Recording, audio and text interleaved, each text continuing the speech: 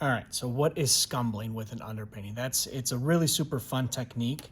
Okay, probably one of my favorite techniques to use, and later on I'm going to show you some really cool stuff with it as well. Okay, but for now we're going to focus on scumbling using our underpainting. So this is an example of what scumbling looks like. Okay, and you can see using the same brown, it's very different than just direct flat painting. Okay, so to scumble, I'm actually going to wind up using a couple different brushes. All right, so I'm using different brushes because each brush is going to create a different technique or a different texture.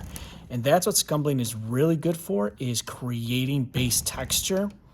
It's also, believe it or not, really good for putting down some values and then blending them out with another technique. I'm going to show you that with the colors later. Okay, so I really load up the brush, and what I'm doing is I'm legit just stabbing the paper. Okay, so I'm coming in here and allowing the bristles to leave a texture.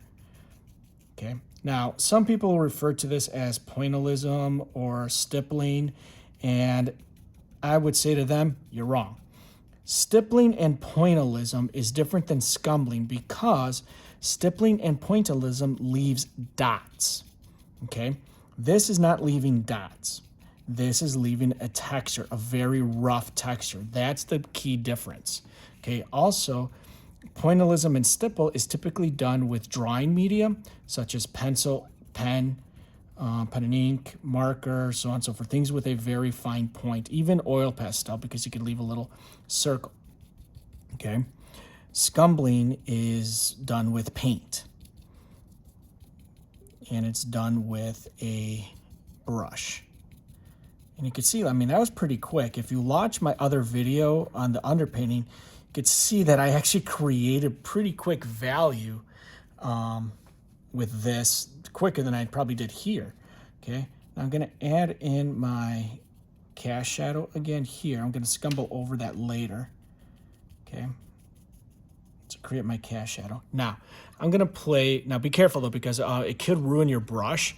You're not trying to kill the canvas, all right? So no stabbing it too hard, but I'm cleaning it up right away to re-establish the bristles form.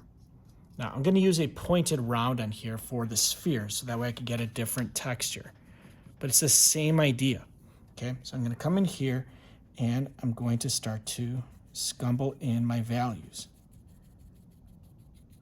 All right, and you notice that it's a slightly different texture. And different brushes will give you different textures. Do not, I repeat, do not use your fan brush for scumbling. You will destroy the fan brush. Okay, the fan brush is going to come in handy later. All right, if you don't know what the fan brush is, look at your brushes and ask yourself which one looks like a fan. Guess what? That's your fan brush. I know, shocking, right? So I'm coming back in here and a little bit more value. Okay, it's very calming if you ask me. I know you didn't ask me, but I'm telling you anyway. Okay. So I'm getting in my values in there, nice and easy.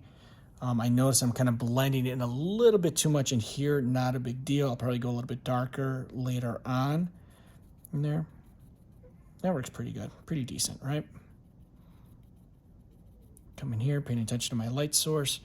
Cool. Now what I'm going to do is I'm going to come into here with my large flat, and I'm going to scumble in the background right in here. Goes a little bit darker against the sphere, and that's the nice thing about this brush is I could really get around those edges. And notice I could create different textures, yeah, with the same brush. That's the beauty of scumbling.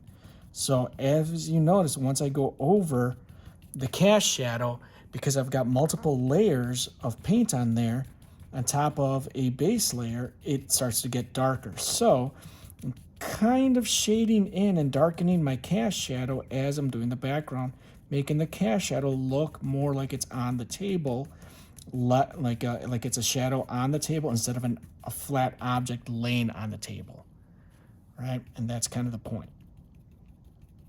All right, and that's basically scumbling. Once it's dry, I'm going to start putting some pigment on top of this, and you're gonna see how quickly it changes. Super fun, okay? So have some fun with it. Don't kill the canvas. Enjoy.